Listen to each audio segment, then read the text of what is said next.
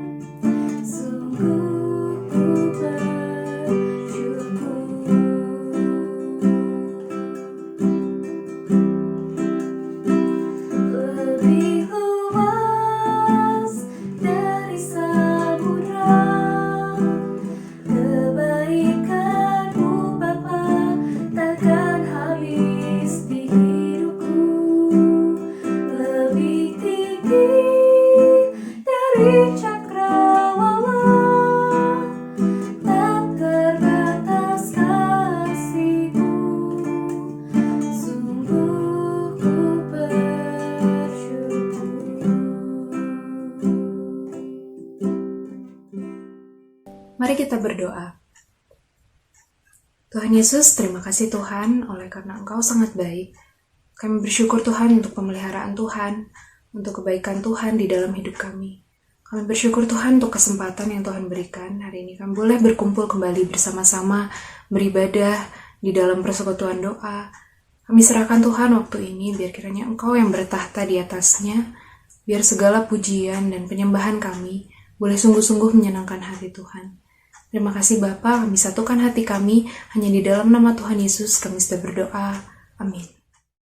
Mazmur 73 ayat 25-26 berkata, "Siapa gerangan ada padaku di sorga selain Engkau? Selain Engkau, tidak ada yang kuingini di bumi. Sekalipun dagingku dan hatiku habis lenyap, gunung batuku dan bagianku, tetaplah Allah selama-lamanya." Allah sumber kuatku, Allah sumber kuatku, Allah sumber kuatku dan bagianku selamanya.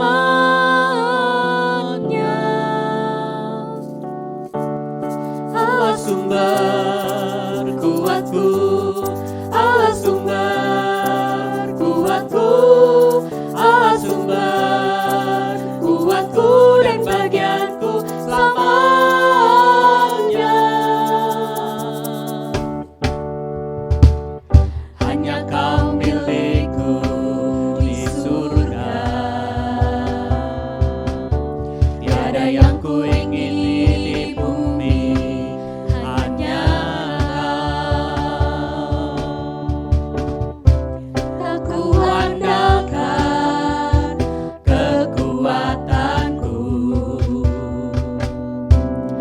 namun yang pasti Kau tetap selamanya Allah sumber kuatku, Allah sumber kuatku, Allah sumber kuatku dan bagianku selamanya.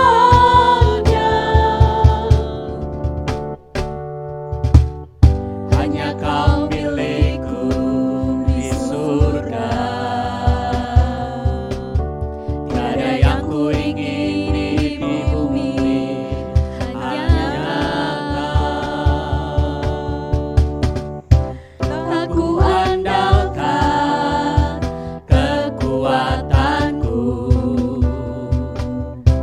namun yang pasti Kau tetap selamanya Allah sumber kuatku, Allah sumber kuatku, Allah sumber kuatku dan bagianku selamanya.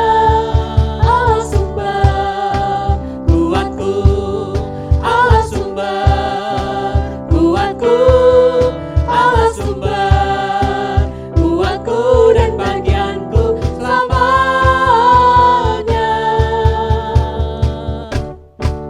Selamanya, selamanya, selamanya. Mari kita persiapkan hati kita untuk mendengar firman Tuhan.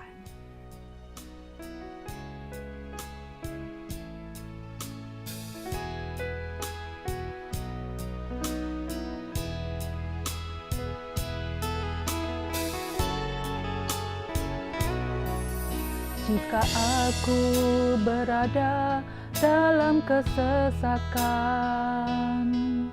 Engkau mempertahankan hidupku ini,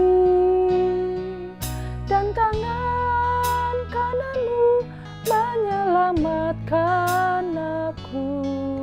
Yesus akan menyelesaikan bagiku.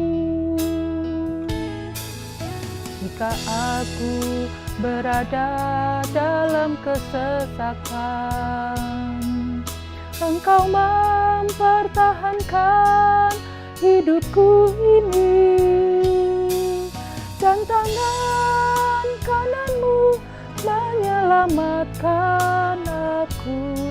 Yesus akan menyelesaikan bagiku. Ku bersyukur buat kasih-Mu yang tak pernah berubah. Ku bersyukur buat kebaikan-Mu sekarang dan selama-lamanya.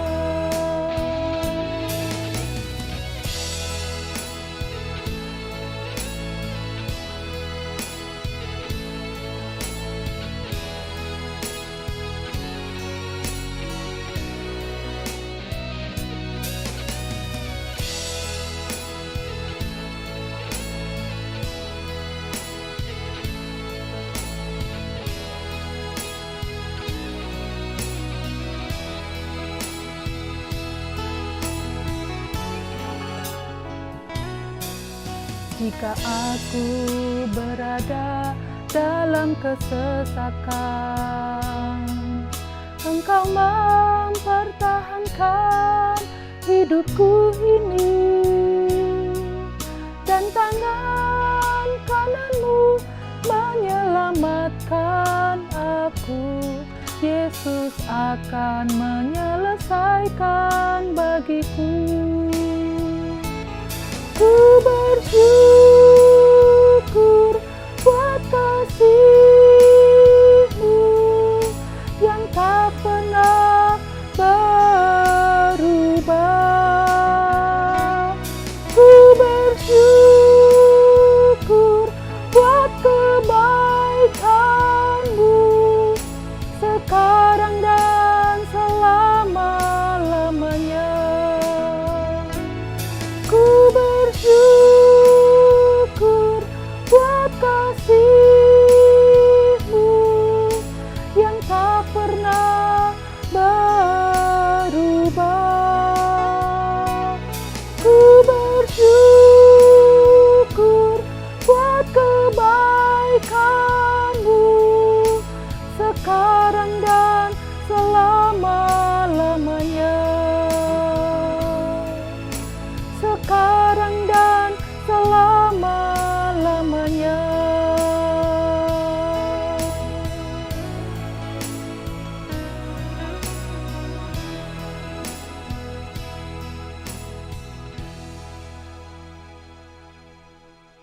Mari kita flashback.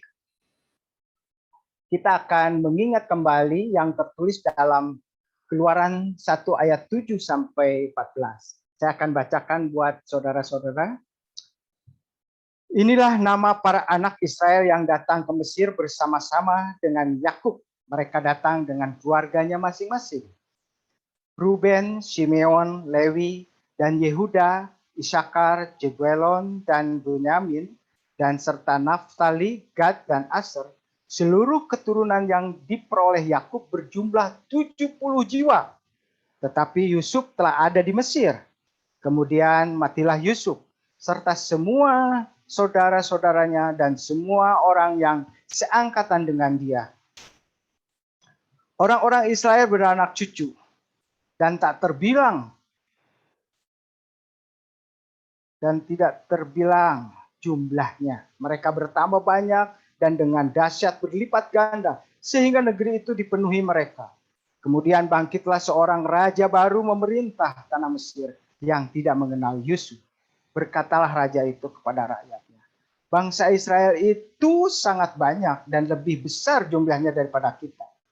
Marilah kita bertindak dengan bijaksana terhadap mereka supaya mereka jangan bertambah banyak lagi, dan jika terjadi peperangan jangan bersekutu nanti dengan musuh kita dan memerangi kita lalu pergi dari negeri ini. Sebab itu pengawas-pengawas Saudi ditempatkan atas mereka untuk menindas mereka dengan kerja paksa. Mereka harus mendirikan bagi Firaun kota-kota perbekalan yakni Piton dan Ramses. Alasannya sederhana. Alasannya sangat sederhana. Kenapa orang Mesir begitu kejam terhadap bangsa Israel? Karena ketakutan. Jumlah populasinya semakin banyak, dia takut kalau dia nanti bersekutu dengan bangsa lain, menghancurkan Mesir, lalu dia pergi. Dia tidak ingin bahwa Bani Israel yang ada di Mesir sekarang meninggalkan Mesir. Itu masalahnya. Mari kita lihat Mazmur 129, saya nggak share screen, saya baca dari HP saya.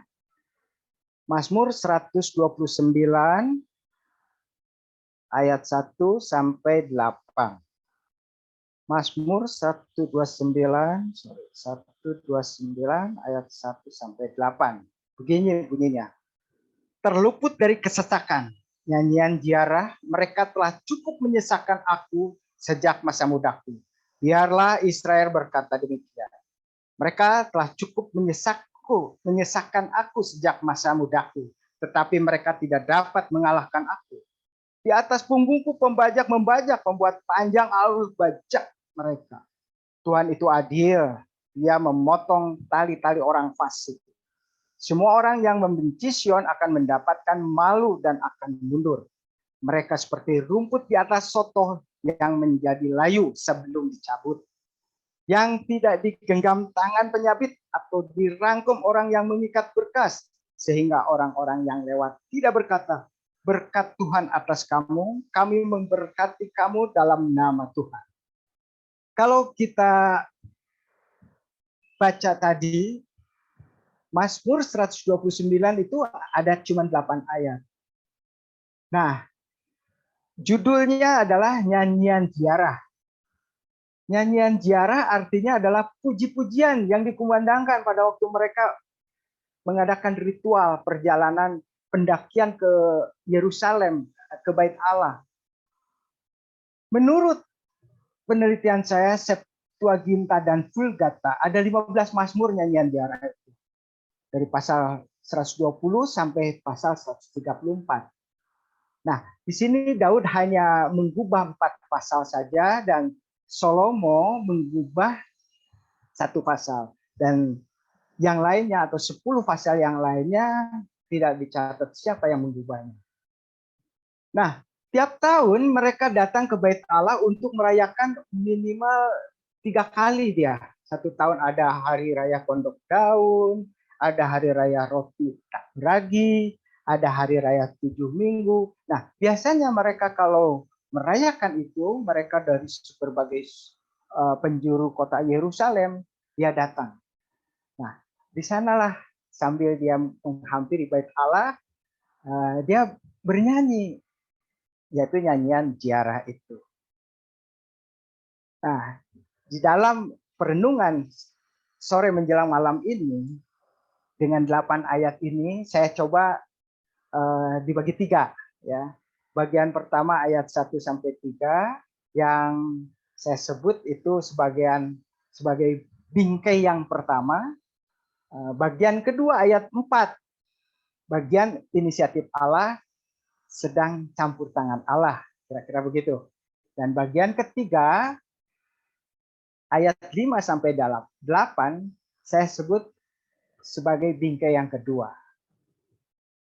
Dalam bagian yang pertama di bingkai ke-1 dilukiskan bagaimana pemazmur mengalami penderitaan dari sejak mudanya, ayat 1 dan 2, dan dalam ayat 3, walaupun pemazmur menderita sedemikian rupa, pemazmur tidak mati.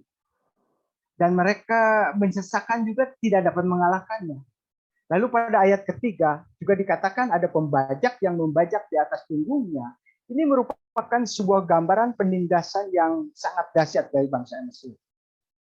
Jadi pada masa sejarah perbudakan di Mesir, bangsa Israel itu sangat menderita sekali. Mereka dibuatnya menderita seperti hewan. Alat bajak diletakkan di atas punggung mereka. Kan biasanya bajak itu, alat bajak itu diletakkan di punggung kerbau ya. Tetapi di sini diletakkan di punggung manusia. Sambil membawa bajakan itu, dia dipecut, dicambuk ya, sampai seperti jalur-jalur yang panjang gitu. Mereka disuruh membuat bata. Biasanya jeraminya kalau membuat bata itu disediakan oleh pemerintah. Tetapi kali ini dia tetap harus membuat bata, jeraminya pun harus mereka cari sendiri. Bahkan target yang ingin dia capai tidak boleh kurang. Luar biasa kejamnya ya. Jadi sudah mencari jerami sendiri, bikin bata sendiri, targetnya juga berapa banyak waktu yang dia buang untuk mencari jerami.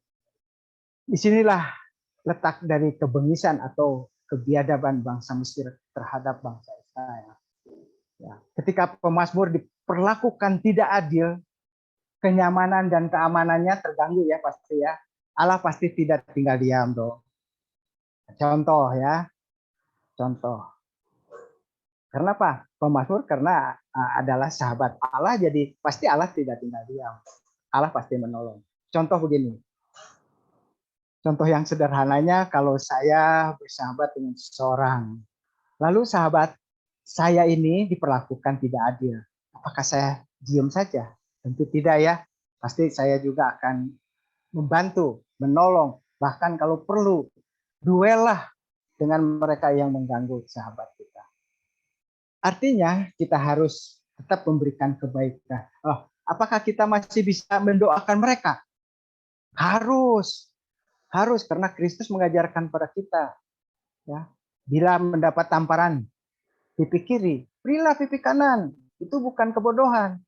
Itu artinya kita harus tetap memberikan kebaikan kepada mereka yang melakukan yang tidak baik bagi kita. Kita lihat pada bagian kedua di ayat 4, campur tangan Tuhan. Tuhan tidak pernah membiarkan penindasan itu terus-menerus dalam situasi kondisi apapun. Tuhan senantiasa menyatakan kasih dan keadilan.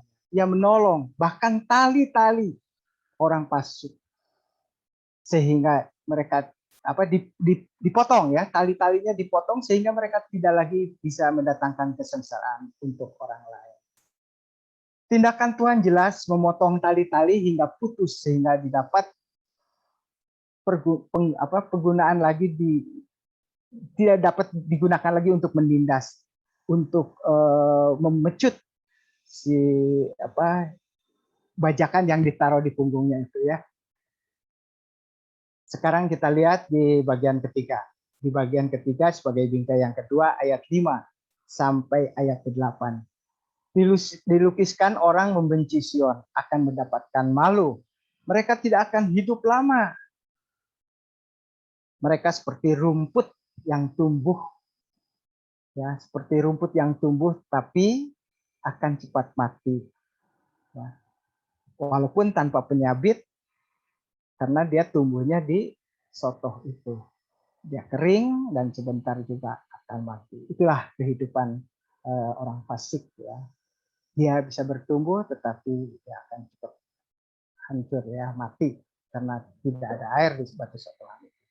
Dan ayat 8, sehingga orang lewat pun tidak akan mengatakan diberkatilah kamu atas nama Tuhan. Tetapi sebaliknya kehadiran dan penyertaan Tuhan adalah segala-galanya bagi kita. Coba renungkan, kalau bukan Tuhan yang menyertai kita, mampukah kita menjalani hidup ini sampai hari ini? Nah, mungkin ya. Kalau bukan Tuhan yang menopang, sanggupkah kita bertahan di tengah goncangan badai dan gelombang permasalahan hidup itu? Tentu tidak, ya. Ingat, tanpa kehadiran dan penyertaan Tuhan, hidup kita tidak akan berarti apa-apa. Seperti orang fasik itu. Orang Kristen harus tetap setia. Jangan putus asa, seberat apapun penderitaan yang sedang terjadi dalam tekanan di masa pandemi COVID-19 ini. Tuhan kita tahu, Dia peduli, dan pasti Dia akan membuka jalan di saat kita tidak ada jalan. Karena Tuhan selalu ingin membuktikan keajaiban-keajaibannya bagi kita. Yang teguh dalam pengharapan sehingga kita boleh menikmati campur tangan Tuhan dalam penyertaannya. Kita harus saling mendoakan pada saat pandemi sekarang. Kita harus saling mendoakan, baik keluarga kita, baik sahabat kita.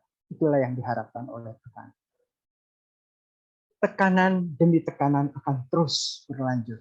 Sampai kapan saya juga nggak tahu, karena kalau saya lihat pandemi ini tidak akan cepat berlalu. Kemarin saya ke Subang melihat-lihat sebuah bangunan untuk dikontrakkan buat gudang dari menantu saya. Nah, ketika hari Jumat itu kembali mau ke Bandung, jamnya istirahat pabrik. Tiba-tiba keluarlah dari pabrik itu pegawai yang begitu banyak, lalu makan di pinggiran jalan itu, di warung-warung kecil itu. Saya sampai geleng-geleng kepala. Bagaimana pandemi di Indonesia bisa selesai kalau caranya model begitu? Jadi kita tidak tahu ya kapan pandemi ini. Nah, inilah suatu tekanan demi tekanan yang akan terus berlanjut selama kita hidup dalam masa pandemi 19 ini. Sekarang kita tetap dalam kemenangan. Kita percaya Tuhan akan melindungi kami semua. Dan kami percaya kita di dalam naungan yang Maha Kekasih Tuhan kita sebagai Juru Selamat kita. Inilah renungan yang saya boleh sampaikan buat saudara-saudara. Biarlah renungan ini boleh menguatkan setiap kita.